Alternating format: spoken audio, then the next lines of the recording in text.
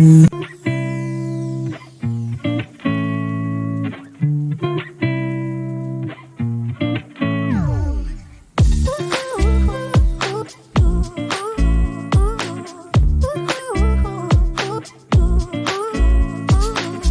onda, bandota? Bienvenidos acá con su amigo, con su familia, Josuecito Ramos, bandota hermosa, preciosa, damas y caballeros. Espero que le estén pasando muy bien. Ya prácticamente estamos en febrero. Este año parece que también se va a ir demasiado rápido, pero vamos a lo que nos truje. Buick 8, un coche perverso, ya saben, de este gran escritor llamado Stephen King. Continuemos.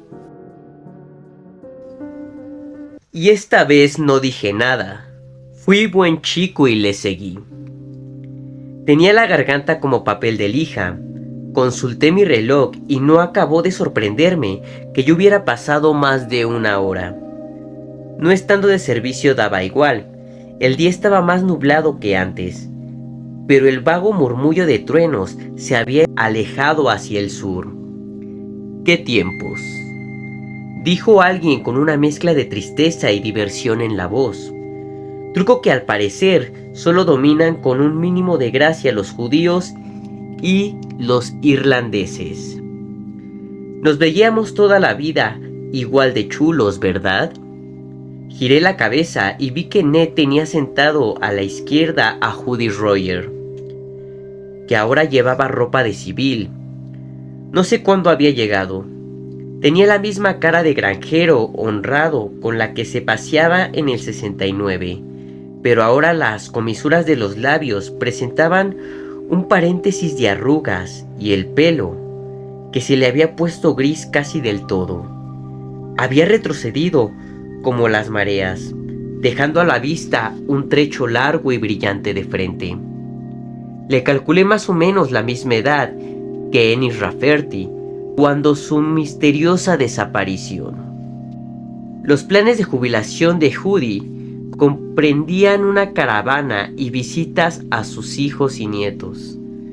Yo tenía la impresión de que estaban dispersos por todas partes, incluida la provincia de Manitoba. Al que se lo preguntara y al que no, le enseñaba un mapa de Estados Unidos con todas las rutas que pensaba hacer marcadas en rojo. Sí, dije, supongo que sí. ¿Cuándo has llegado, Judy? No, es que pasaba. Te he oído hablar de Mr. Dillon y quería estar seguro de que no dijeras nada malo de mi amigo. ¿Qué perro más bueno, eh? ¿Te acuerdas de que siempre que alguien decía queda arrestado, se tiraba al suelo y rodaba? Sí, dije. Y nos sonreíamos como se sonríen los hombres del amor o de la historia. ¿Qué le pasó?, preguntó Ned. Que la palmó, dijo Judy.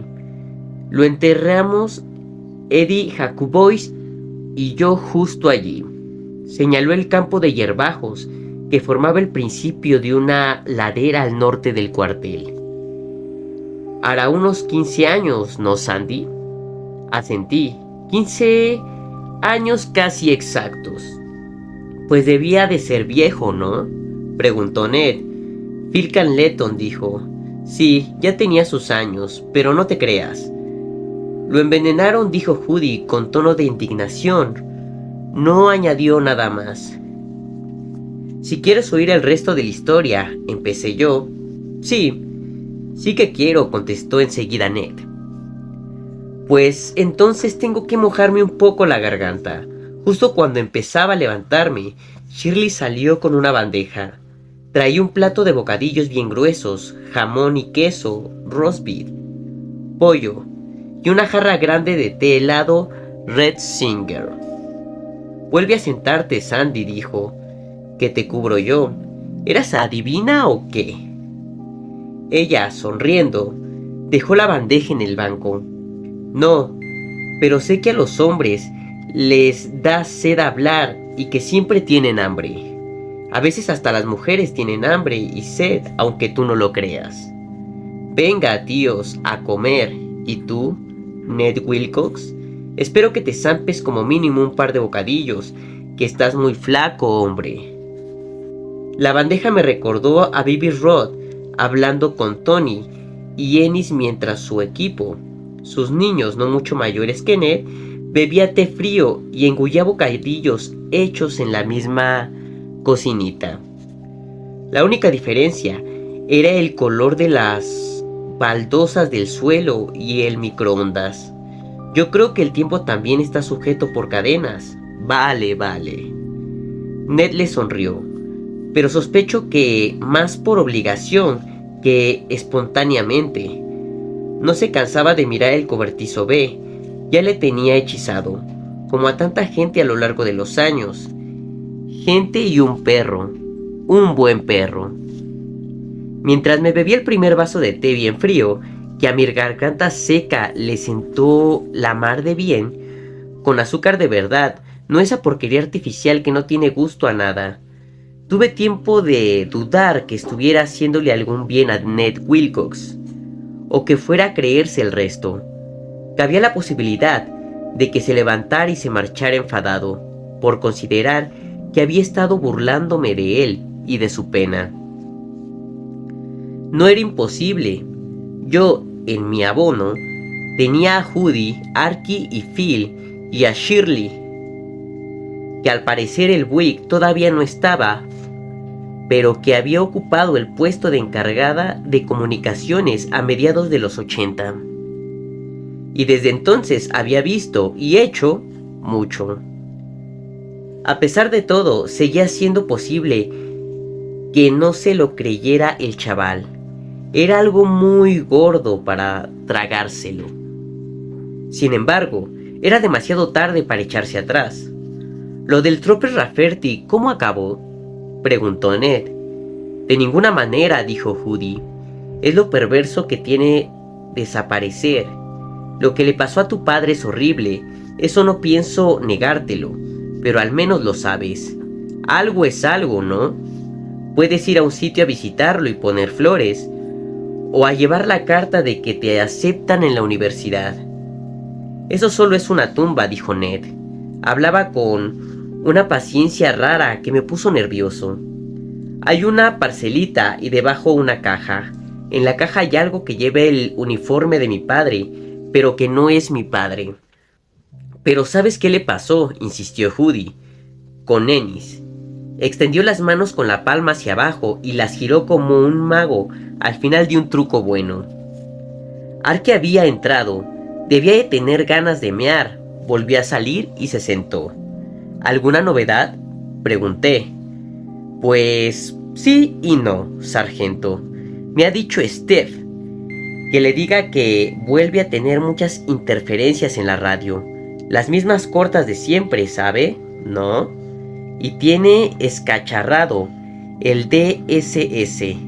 Sale todo el rato el mismo mensaje en la pantalla, buscando señal. Espere. Steph era Stephanie Calusi, la sustituta de Shirley en comunicaciones para el segundo turno, y sobrina de Andy Calusi.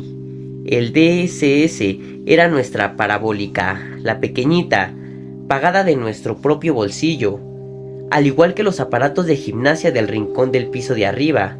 Hace 1 o 2 años, alguien puso en la pared que estaba al lado de las pesas un póster de tíos cachas haciendo gimnasia en el patio de la cárcel de Shabane.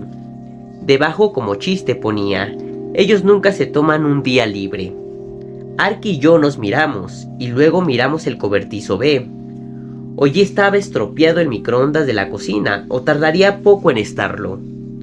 Quizá también nos quedáramos sin luz y sin teléfono, aunque eso ya hacía tiempo que no pasaba. Hicimos una coleta para su mujer, que era una bruja de no temer, dijo Judy. Después mi punto de vista, a Eithrop D se marcó un puntazo. Yo creía que era para hacerla callar, dijo Phil. Esa no se callaba ni muerta, recordó Judy. Siempre tenía que decir la suya. Lo sabía cualquiera que la conociese. No era exactamente una coleta, y tampoco estaban casados, dije yo. Era su hermana. Creía que os lo había dejado claro. Que no, que estaban casados, insistió Judy. Eran como cualquier otro matrimonio mayor, con los típicos piques y manías. Hacían lo mismo que cualquier pareja, menos el mete y saca. No sé qué decirte. Esa lengua, dijo Shirley moderada. Sí, más vale, dijo Judy. Tony pasó la gorra y cada uno metió lo máximo que podía, le dije a Ned. Luego el hermano de Buck Flanders, que es corredor de bolsa en Pittsburgh, se lo invirtió. Fue idea de Tony hacerlo así en vez de entregárselo en un cheque. Judy asentía con la cabeza. Lo propuso en aquella reunión, la del reservado del Countryway. Ayudar al dragón era prácticamente lo único en el orden del día. Judy se giró hacia Ned. Entonces ya sabíamos que a Ennis no le encontraría a nadie, que no aparecería en cualquier comisaría de Baskerville, California o Nome, Alaska, con amnesia por un golpe en la cabeza. Había desaparecido. Quizá estuviera donde el de la gabardina y el sombrero negros, o en alguna otra parte, pero el caso es que ya no volvería. No había cadáver ni señales de violencia, no había ni ropa, pero Annie había desaparecido. Judy soltó una risa amarga. Hay que ver cómo se puso el ogro que viva con él. Qué mala leche, claro, como ya estaba medido. ¿Medido? Querrás decir medio. ¿Medio? Más, dijo Arky. Y cogido un bocadillo de jamón y queso, se pasaba el santo día llamando por teléfono, 3 o 4 veces. Matt Babicki, el de comunicaciones, se tiraba de los pelos y Shirley, deberías dar gracias a Dios de que esté muerta. Edith y Ames, vaya pieza. ¿Ella qué creía que había pasado?, preguntó Ned. A saber, dije yo, que le habíamos matado por deudas de póker y le habíamos enterrado en el sótano. ¿Entonces jugabais a póker en el cuartel? La cara de Ned era una mezcla de fascinación y escándalo. ¿Mi padre jugaba? Por favor, dije yo. Si Tony llega a pillar a alguien jugando a póker en el cuartel, aunque fuera apostando cerillas, le habría arrancado la cabellera. Y yo ahora igual. Era una broma. Chaval, que no somos bomberos, dijo Judy con tanto desprecio que me hizo reír. Después volvió al tema que nos ocupaba. La vieja se creía que teníamos algo que ver, pero nos odiaba. A nosotros y a cualquiera que hubiera distraído a Ennis de ella. Sargento, ¿odiar es una palabra demasiado fuerte? No, dije yo. Judy volvió a girarse hacia Ned. Le robábamos tiempo y energía, y para mí que la parte más animada de la vida de Ennis era la que pasaba aquí o patrullando. Ella lo sabía, y le daba mucha rabia. Siempre decía trabajo, trabajo, trabajo, trabajo. No piense en nada que no sea el trabajo de los demonios. Desde su punto de vista, la vida solo podíamos habérsela quitado nosotros. ¿No le quitábamos todo lo demás?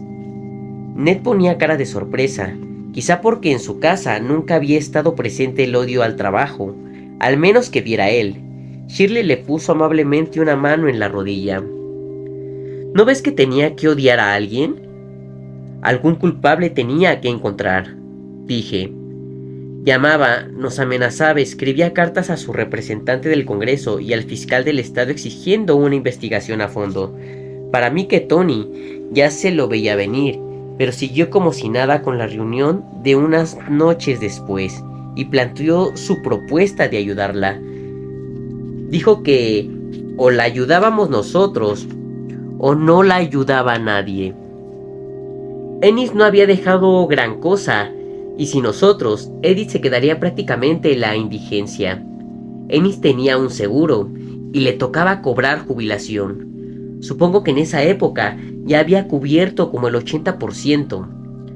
Pero hasta que ella viera un centavo de uno u otro pasaría mucho tiempo. Porque había desaparecido, dijo Ned. Exacto, total, que organizamos una colecta para el dragón. También practicaron algunos troopers de Lawrence y Beaver y Mercer, y entre todos sacamos unos $2,000. El hermano de Buck Flanders los invirtió en acciones de informática, que en esa época acababan de salir, y Edith acabó ganando una pequeña fortuna.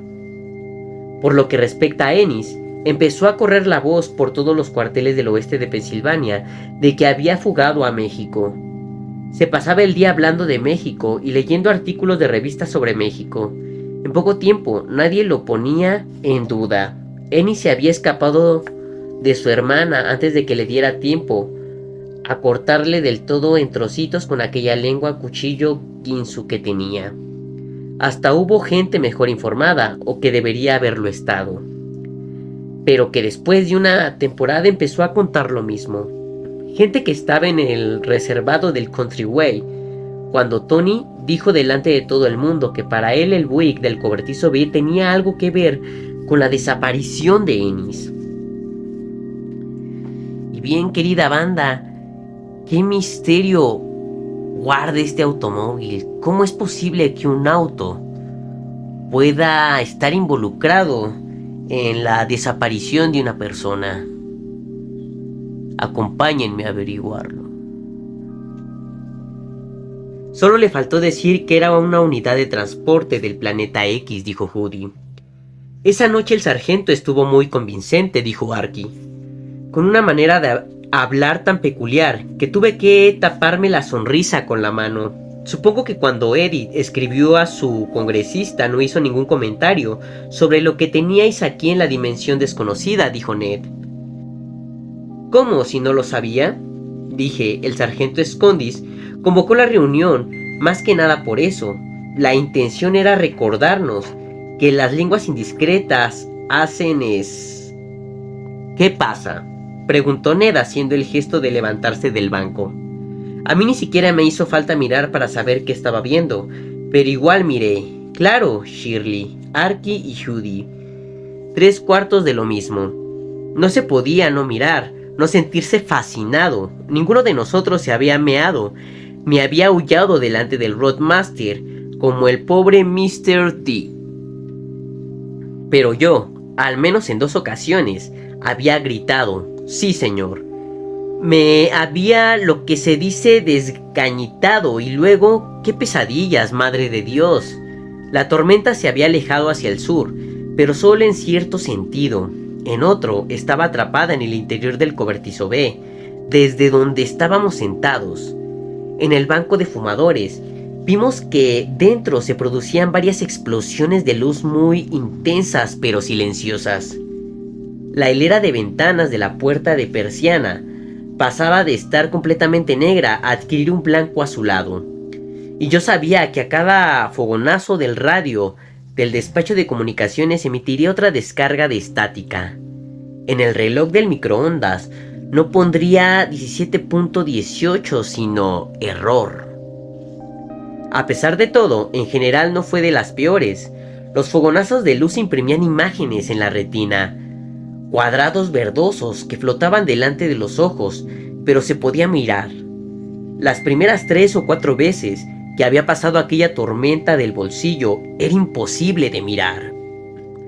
Se te habrían quedado fritos los ojos. «Dios mío», susurró Ned. Estaba boquiabierto por la sorpresa.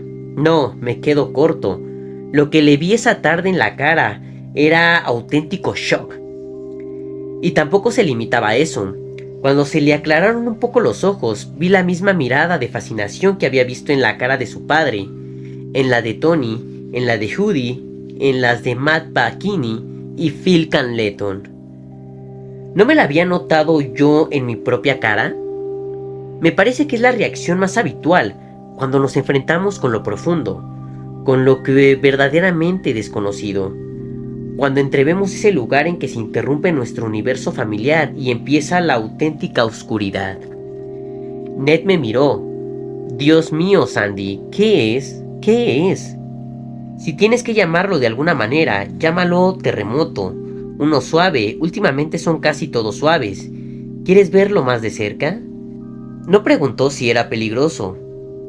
No preguntó si le explotaría en la cara o si le dejaría frita la fábrica de esperma de abajo. Solo dijo, vale. Lo cual no me sorprendió en absoluto. Nos acercamos todos. Ned y yo en cabeza y los otros muy rezagados. Como era tarde, el día estaba oscuro y destacaban mucho los chispazos irregulares, pero de hecho se veían hasta pleno sol. Y, cuando tomamos posesión de él, ahora que lo pienso, fue más o menos cuando la catástrofe nuclear de 3 Mile Island. El Buick Roadmaster, en pleno trance, brillaba literalmente más que el sol. ¿Necesito gafas de sol?, preguntó Ned al acercarnos a la puerta del cobertizo.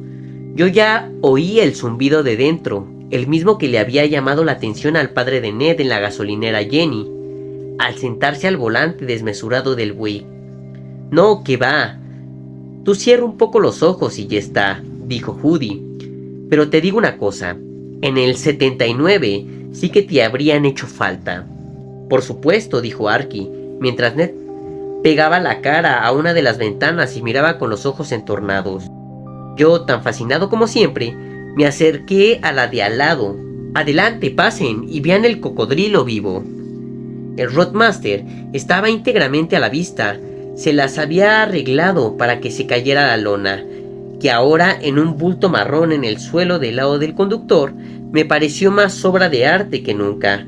Un dinosaurio ortomotor de líneas curvas y diseño de cubierta dura, con aquellas ruedas tan grandes y la mueca de desprecio de la rejilla. Bienvenidos, señoras y señores. Bienvenidos a la explosión vespertina de From a Buick 8. Pero no se acerquen demasiado, que este es el arte que muerde. Estaba sin moverse como muerto, sin moverse como muerto, y de repente se iluminó la cabina con un rojo violeta muy subido de bombilla. El volante desmesurado y el retrovisor destacaban con tal claridad como destacan los objetos en el horizonte durante una descarga de artillería. A pesar de que Ned seguía el consejo de cerrar un poco los ojos, contuvo un grito y se protegió la cara con una mano. Se repitieron los destellos y cada detonación silenciosa hacía saltar la sombra del coche, impresa en el suelo de cemento y la pared de tablones, donde quedaban unas cuantas herramientas colgadas con ganchos. Ahora el zumbido era muy nítido. Dirigí la vista hacia el termómetro redondo que colgaba de la viga encima del capó del Buick, y cuando volví a brotar la luz no me costó nada leer la temperatura. 12 grados. No era ni para alegrarse ni para tener miedo. En general, lo preocupante era cuando la temperatura del cobertizo B bajaba de los 10. 12 no estaba mal.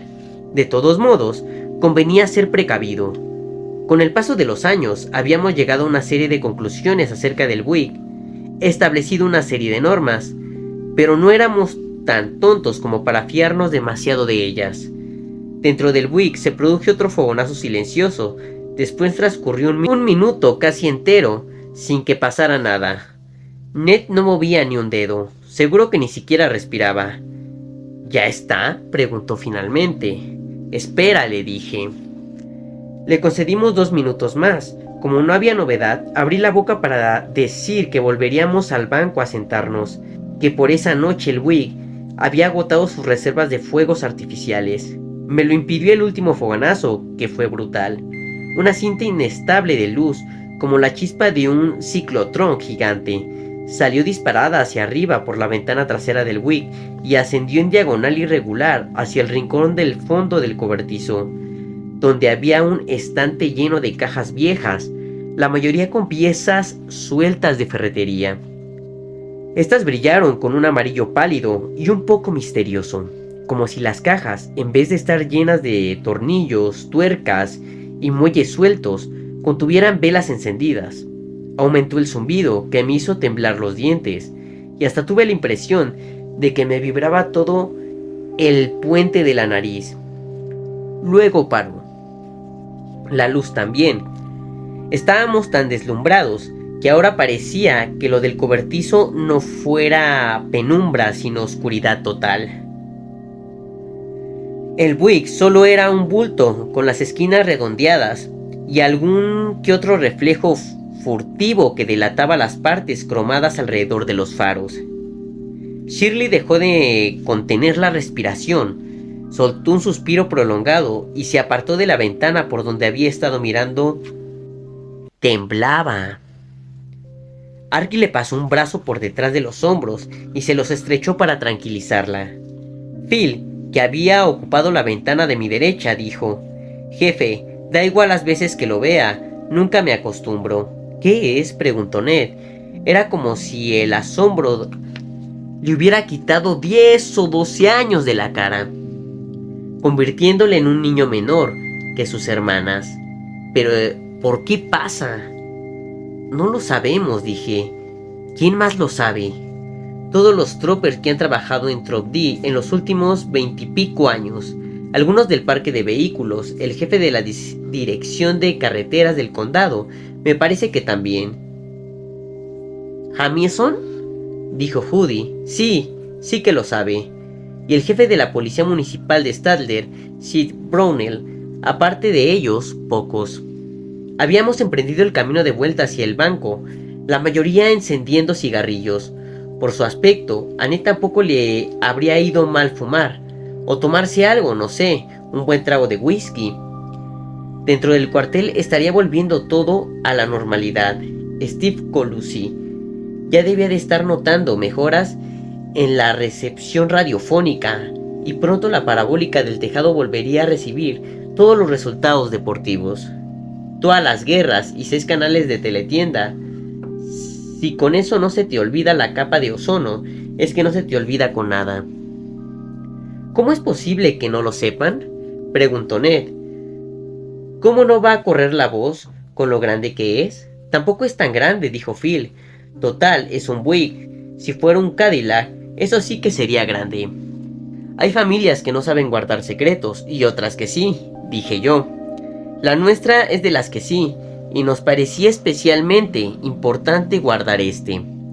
Tony Skundis convocó la reunión del Countryway a las 2 noches de aparecer el Buick y desaparecer Ennis. Más que nada para que quedara claro, esa noche Tony nos dio instrucciones sobre varias cosas. Sobre la hermana de Ennis, claro, que la ayudaríamos, y que hasta que no se calmara no había que responder. «Pues o no se calmó o no me enteré», dijo Judy. También nos dijo cómo había que contestar a los periodistas suponiendo que se enterara la prensa. Esa noche se habían congregado unos 15 troopers y entre Judy, Phil y yo conseguimos acordarnos de casi todos los nombres. Seguro que Ned no los conocía a todos personalmente, pero debía de haberlos oído mencionar a la hora de la cena, por poco que hablara su padre del trabajo. Que es el caso de la mayoría de los troopers. No es que comenten lo desagradable, faltaría más y menos a la familia, las palabrotas, la sangre de la carretera, pero también hay cosas divertidas, como cuando nos avisaron que un niño Amis iba en patines por el centro de Statler, el que pueda haber, cogido de la cola de un caballo a galope y riéndose como loco. O cuando tuvimos que hablar con aquel tío de Culberton Road, que había hecho una escultura de nieve con un hombre y una mujer desnudos en postura sexualmente explícita. «Pero sí es arte», gritaba el tío. Intentamos explicarle que para los vecinos no era arte, y que estaban escandalizados. Si no llega a ser por una ola de calor y una tormenta de lluvia, casi seguro que habríamos acabado en los tribunales. Le expliqué a Ned que habíamos movido las mesas hasta formar un rectángulo grande y vacío con el centro, y que Brian Cole y Dickie Duke Elliot hicieron salir a las camareras y cerraron las puertas. La comida se cogía directamente de las mesas de vapor, puestas delante de la sala. Más tarde corrió la cerveza, que servían y cobraban los propios agentes, y se puso todo azul de humo de cigarrillos hasta el techo. A Pete Kitland, que era el dueño entonces del restaurante, le encantaba la voz, y mientras comíamos, bebíamos, fumábamos y hablábamos, nos llovía de los altavoces un chorro constante de canciones de Frank Sinatra, Look Be a Lady, de Autumn Wind, New York, New York, y como no, My Way, que debe de ser la canción más popular, más tonta del siglo XX. Todavía hoy, Cuando la escucho, esa y cualquier otra de Frank Sinatra, todo se ha dicho, me acuerdo del Country White y del Buick en el cobertizo B.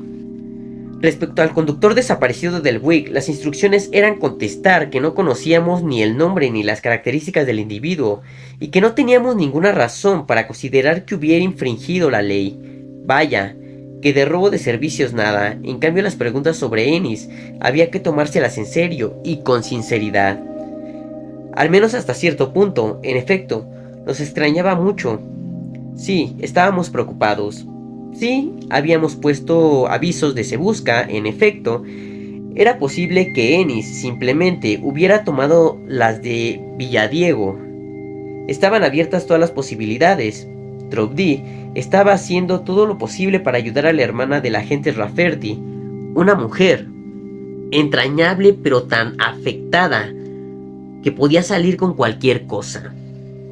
Tony había dedicado palabras muy enérgicas a la responsabilidad del cuartel en el que el Roadmaster no hiciera más daño, suponiendo que hubiera hecho alguno. En ese sentido, la principal estrategia sería tener presente que las lenguas indiscretas hacen estragos. Le conté a Ned el firme apoyo que había prestado su padre a la idea, y lo importante que había sido que la secundaria Curtis era joven, ciertamente, pero había sido compañero de patrulla de Ennis, y todo el mundo sabía que eran uña y carne. Ahora que faltaba Ennis, muchos agentes consideraban que el Buick era de Kurt. Casi podía decirse que le pertenecía por derecho de herencia. A fin de cuentas, había sido uno de los agentes que habían respondido al aviso, parecer que compartía con Kurt. Un murmullo general de aprobación había borrado temporalmente la interpretación del "It was a very good year". Por la voz, sí que lo habían captado. Ned levantó una mano y yo me callé. La verdad que con mucho gusto. No me apetecía demasiado acordarme de una reunión que hacía mucho tiempo que era agua pasada, y las pruebas que hizo el tío ese Bibi Rod. No hubo ningún concluyente, dije. Lo que parecía vinilo no era exactamente vinilo, se parecía mucho, pero la pintura que rascó Bibi no coincidía con ninguna de sus muestras de pintura de coche. La madera era madera. Yo diría que roble, dijo Bibi, pero no quiso ir más lejos, y eso que Tony le insistía. Le preocupaba algo, pero no quiso decirnos qué. Quizá no pudiera, dijo Shirley, quizá no lo supiera, asentí. El cristal de las ventanillas y del parabrisas es el típico cristal de seguridad, pero sin marca, vaya, que no fue instalado en ninguna cadena de montaje de Detroit. ¿Y las huellas dactilares? Las enumeré con los dedos. Ennis, tu padre, Bradley Roach. Final de la lista, no había ninguna del de la gabardina negra. Debía de llevar guantes, dijo Ned. Sí, sería lo lógico. Pratt no estaba seguro, pero le parecía haberle visto los dedos y haber pensado que los tenía igual de blancos que la cara. Ya, pero esos detalles la gente a veces se los inventa más tarde, comentó Judy. Los testigos oculares no son todo lo fiables que nos gustaría. ¿Ya has acabado de filosofar?, pregunté. Judy hizo un gesto solemne con la mano. Prosiga. Bibi no encontró rastros de sangre del coche, pero las muestras de tela recogidas en el interior del maletero prestaban restos microscópicos de materia orgánica. Bibi no consiguió identificar ninguno, y el material se desintegró. En una semana ya no quedaba nada en ninguna de las placas, solo la tintura. Judy levantó la mano como en el colegio. Yo le hice una señal con la cabeza. Después de una semana, ya no se veía dónde habían rascado el salpicadero y el volante para recoger las muestras. Volvió a crecer la madera, como cuando te rascas y crece la piel. El forro del maletero igual.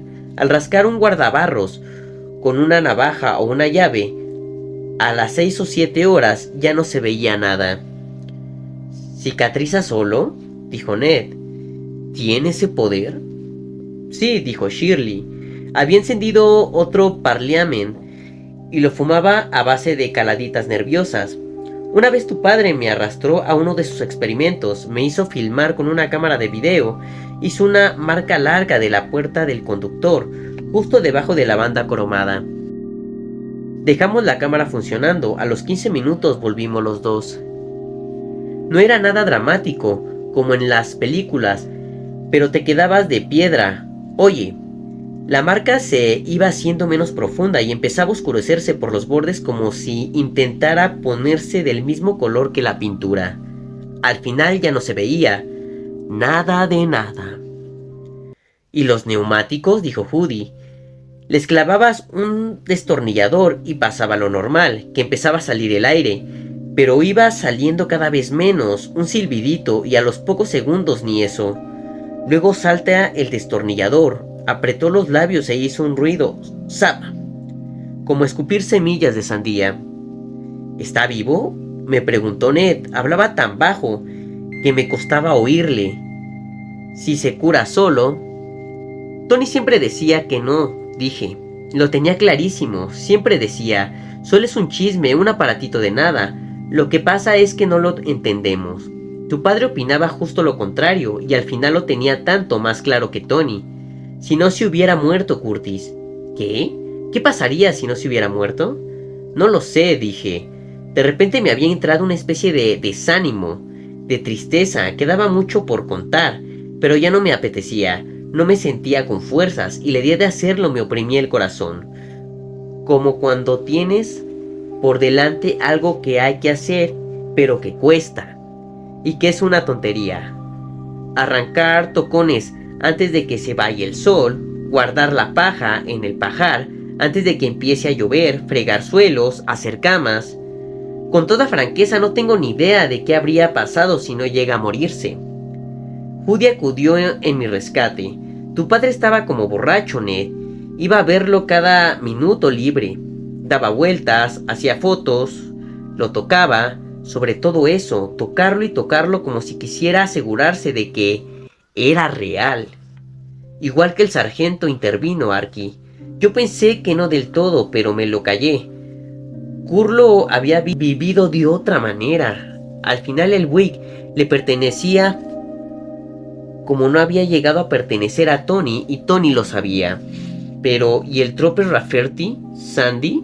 ¿Tú crees que el Buick se lo comió?, dijo Judy, convencido. Sigo pensando lo mismo que entonces. El sargento también. ¿Sí?, me preguntó Ned. Sí, o se lo comió o se lo llevó a alguna parte. Volvió a presentárseme la idea de un trabajo tonto, hileras de camas por hacer, montones de platos que lavar, hectáreas de heno que segar y embalar. Pero, ¿qué quieres decir?, dijo Ned. Que desde que lo encontraron el agente Rafferty y mi padre no había podido estudiar. De hecho, ningún científico. ¿Nunca? ¿Ni físicos ni químicos? ¿Nunca le han hecho un análisis espectrográfico? Bibi volvió como mínimo una vez, dijo Phil Canleton, con cierto tono de estar a la defensiva, pero solo, sin los chavales que solían ir con él. Entre él, Tony y tu padre metieron una máquina en el cobertizo. Me parece que sí, que era un espectrógrafo, pero no sé qué salió. ¿Y tú, Sandy? Negué con la cabeza. No quedaba nadie por contestar esa pregunta. Ni esa ni muchas otras. Phoebe Roth había muerto de cáncer en 1998. También estaba muerto Curtis Wilcox, con su costumbre de pasearse alrededor del Buick, con una libreta espiral anotando y a veces dibujando cosas. Tony Scondis, alias el sargento de antes, estaba vivo, pero con más de 70 años y en ese purgatorio de penumbra y confusión que está reservado a los enfermos del Alzheimer. Me acuerdo de haber ido a visitarle con Arky Arcanian a la residencia donde vive. Fue justo antes de las últimas Navidades. Le llevamos una medalla de oro de San Cristóbal, comprada con la participación de unos cuantos veteranos más. Me pareció que el sargento tenía un día de los buenos. No le costó demasiado abrir el envoltorio, y puso cara de gustarle mucho el medallón. Hasta abrió solo el cierre, aunque después puesto, Arky tuvo que ayudarle a volver a cerrarlo. Después Tony, que había mirado atentamente con las cejas muy juntas y en los ojos turbios, una parodia de su mirada penetrante de antaño. Hasta hubo un momento en que pareció él mismo. Luego se le llenaron las lágrimas y desapareció la ilusión. ¿Quiénes sois?, había preguntado, casi me acuerdo, y con el tono de constatación de un parte meteorológico. Estoy en el infierno. Esto es el infierno. Escucha, Ned, dije. En el fondo, la reunión del Countryway se redujo a una cosa. La tienen los polis de California en algunos coches patrulla. Puede que les falte un poco la memoria y lo necesiten por escrito. Nosotros no. ¿Sabes de qué hablo? Servir y proteger, dijo Ned. Exacto. Tony pensaba que aquella cosa había caído en nuestras manos casi por voluntad divina. No lo dijo tan claro, pero lo entendimos y tu padre compartía su opinión. Le conté a Ned Wilcox lo que me parecía que le convenía oír. Lo que me callé fue el brillo de los ojos de Tony y el de los de su padre. Ya podía Tony echarnos sermones sobre nuestro compromiso de servicio. Ya podía decir que los hombres de Troop D eran los más capacitados para ocuparse de una res tan peligrosa. Ya podía insinuar la posibilidad de que con el tiempo lo entregáramos a un equipo científico bien escogido. Tal vez al mando de Bibi Rod. Podía largarnos todos esos cuentos, y lo hizo, pero no querían decir nada ni un carajo. Tony y Kurt querían el coche porque no soportaban desprenderse de él.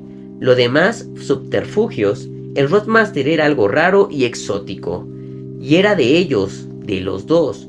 No concebían renunciar a él. Ned, pregunté, ¿tú sabes si tu padre dejó alguna libreta? ¿De las de espiral como las que usan en el cole? La reacción de Ned fue apretar los labios, inclinar la cabeza y contemplar un punto entre las rodillas. Sí, de todo tipo. Mamá decía que debían de ser agendas, pero él, en su testamento, dejaba dicho que mamá quemara todos sus papeles privados, y lo hizo. Tiene su lógica, dijo Judy. Al menos cuadra con lo que sé de Kurt y el sargento. Ned le miró. Los dos desconfiaban de los científicos, aclaró Judy. ¿Sabes cómo les llamaba Tony? Los fumigadores de la muerte. Decía que su gran misión en la vida era llenarlo todo de veneno, diciéndole a la gente que podían comer lo que quisiera, que era conocimiento y que no les haría daño, que les haría libres. Se quedó callado. También había otro tema. ¿Tema?, preguntó Ned. La discreción, dijo Judy.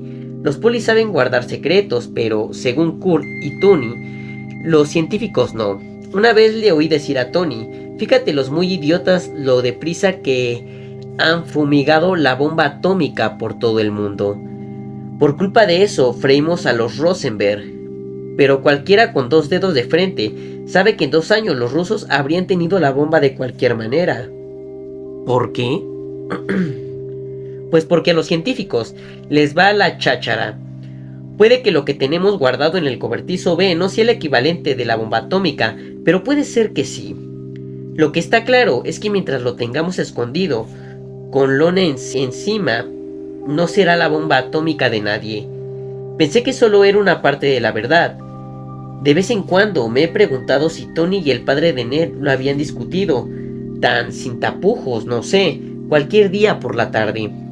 Cuando estuvieron la actividad del cuartel bajo mínimos, con la gente arriba echándose un sueñecito, otros mirando una película de video y comiendo palomitas de microondas, y ellos dos los únicos en la planta baja, en el despacho de Tony con la puerta cerrada. No digo más o menos de aquella manera, como quien dice, digo si llegaron a expresar las cosas tal como eran. Como esto no hay nada en el mundo y vamos a quedárnoslo nosotros. Yo creo que no, por la simple razón de que habrían tenido bastante con mirarse a los ojos y reconocer la misma ansiedad, el mismo deseo de tocarlo y curiosear, aunque solo fuera a caminar alrededor, caray. Era algo secreto, un misterio, un prodigio, pero yo no estaba seguro de que el chico fuera capaz de aceptarlo. Sabía que además de añorar a su padre, estaba enfadado con él por haberse muerto. Con ese estado de ánimo se corría el peligro de que lo viera como un robo, lo cual no era verdad, al menos no toda la verdad. Entonces dije, ya habíamos visto lo de las luces. Tony le había puesto el nombre de fenómeno de dispersión. Consideraba que el Wick se quitaba algo de encima, descargándolo como electricidad estática. Aparte de lo de la discreción y de la custodia, a finales de los 70 en Pensilvania, y no hablo solo de nosotros sino de todo el mundo, se tenían razones de peso para desconfiar de los científicos y los técnicos. 3000 Island, dijo Ned.